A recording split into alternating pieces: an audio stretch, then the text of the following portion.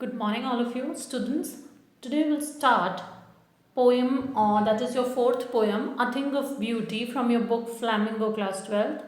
A Thing of Beauty, this poem is written by, or the writer of this poem is, the poet is John Keats. So, before this, I would like to tell you about A Thing of Beauty is a joy forever. Its loveliness increases, it will never pass into nothingness. John Keats. And here the poetry of Keats is characterized by, you can say that, sexual imagery, and not most notably in the series of odes. Today's his poem and letters are some most analyzed in English literature here. So let's read about poet John Keats. John Keats lived in a short time between the 18th and 19th century here, and he grew as a source of inspirational to many English 19th century poets, becoming the idol of such writers.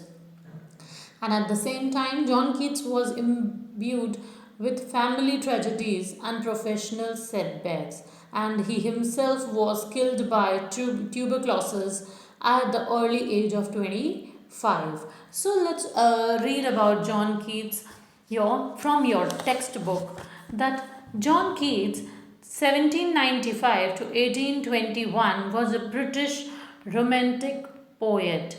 So he was a British romantic poet. Although trained to be surgeon, Keats decided to devote himself wholly to poet.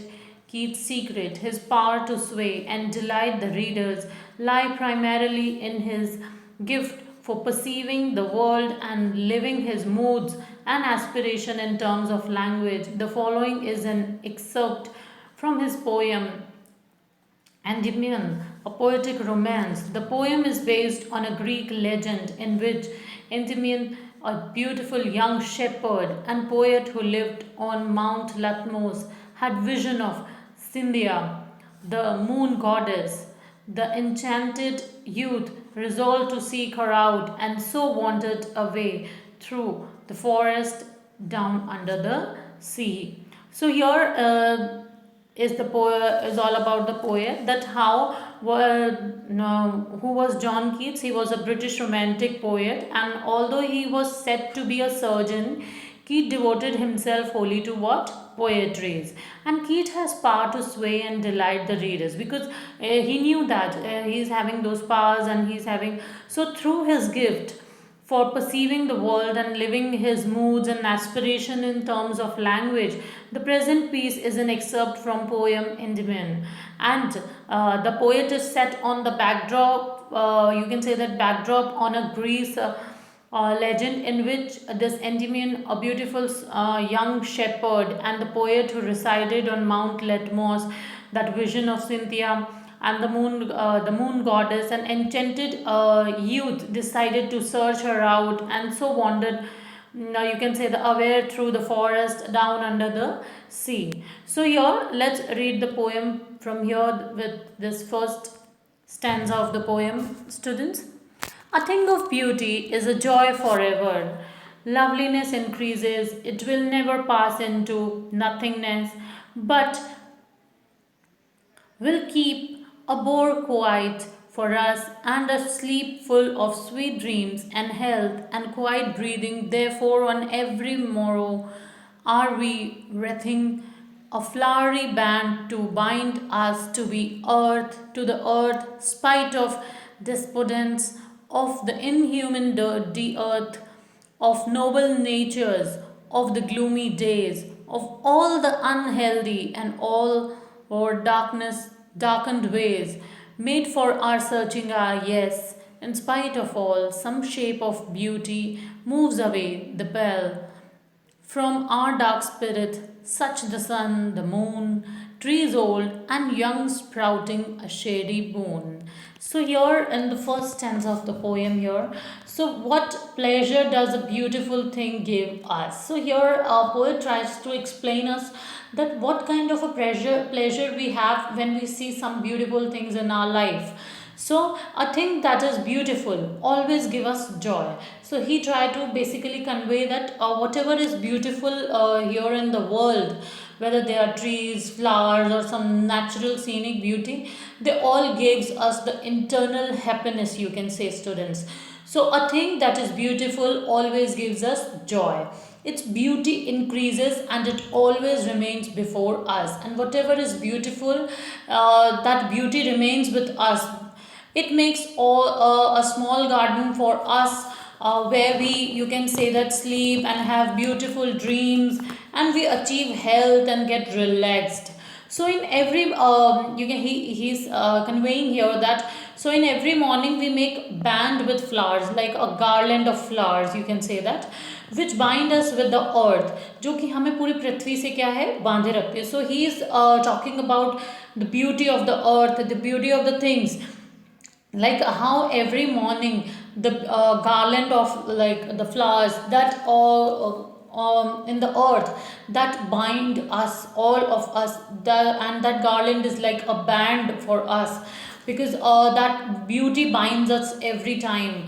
So though we get disappointed due to in human de earth of noble natures, though he's again explaining that कि हम human nature से थोड़े ज़रूर थोड़े disappointed हैं, because human nature जो है, या जो ह्यूमन बींग्स हैं, they are like not protecting the earth, or they are misusing the earth or some of natural resources here. So for that he was like he said that I was disappointed. But other than that, the noble natures, due to sad days, due to all harmful and darkened ways which are made for us to you can us to search that there are many things that have beauty in them, they remove the cover of darkness from our conscience. So here he tried to explain that our earth is beautiful. Everywhere there are flowers, beautiful sceneries, beautiful waterfalls, and rivers, mountains, so many things. So earth is like a beautiful planet here, and we are human beings, we are destroying the beauty of the earth. We are using earth for our own benefit, but we don't take care of the beauty of the earth. We won't and take care of the drawbacks what we are doing here with the earth, and what are the like you can say that इसका परिणाम क्या होगा. We are not thinking about the results, that we are harming the earth in a way or like some other way. So here he explains that, and at the same time the sun, the moon, and all type of trees, the sprout leaves of simple sheep, the flowers of daffodils, and the green fields where they grow, they all are like the sun, the moon, the young trees, and the sprouting, the shady bones. So he is talking about them, that how ये जो moon है, जो sun है, या जो trees हैं, इनमें किस तरह एक ब्यूटी है. So he is talking about the beauty which is given by the sun, the moon, the earth. So ये सब कुछ ना कुछ ब्यूटी अपने साथ रखते हैं. And let's read the next stanza here. For simple sheep and such are daffodils with green worlds they live in, and clear rills that far themselves a cooling covert make against the hot season. The mild forest break, rich with sprinkling of fair mask rose blooms, and such too is grandeur of dooms. We have imagined for the mighty dead all lovely tales that we have heard or read, an endless fountain of immortal drink pouring unto us from the heaven brink.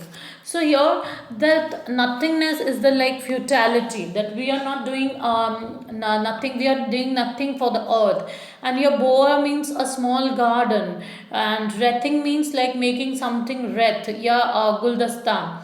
And let's move on here, the word, another word, that is pall, covering for the shroud. So daffodils is like kind of flowers, you all know. So let's read here. So, for simple sheep, and such are daffodils, with the green world they live in, and clear rills. So, what are rill here, students? Brook. You can say that rills, like पानी की जो धारा बहती है, that is called rills.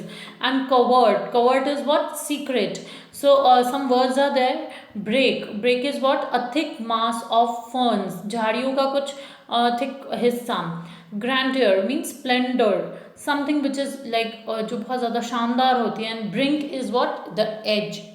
So I have told you the meaning, students. So let us explain the uh, you can say that the next stanza.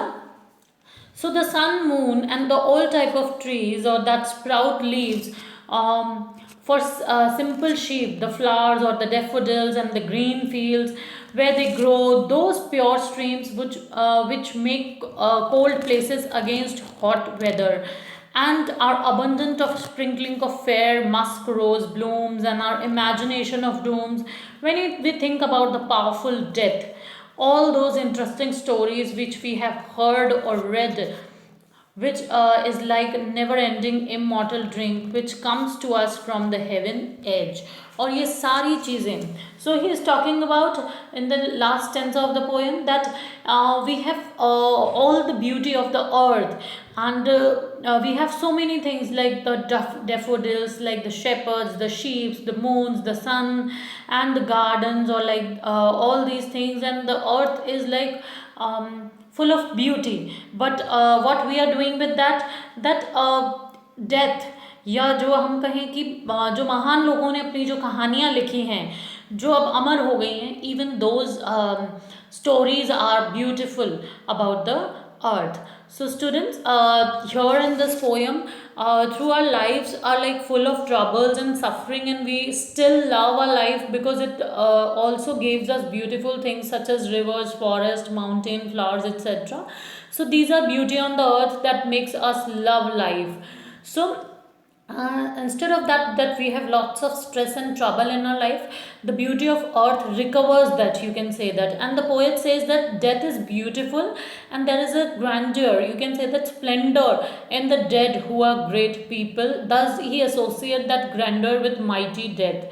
So here वो grandeur को mighty deaths के साथ associate कर रहा है. And it vary from person to person, that a particular thing of beauty is only for a short moment, or it make like lasting impression here. So a good moral of this, you can say that that poem is that lasting impression on a child, while on like the poet uses the image of nature to describe the beauty, bounty of the earth, and he uses daffodils, ferns, flowers, streams, trees to describe the beauty of nature. So here, like the sun and the moon, the daffodils, they are like beauty mentioned in the poem. So students, this is the poem, the end of the poem. Thank you all. Till then, stay safe.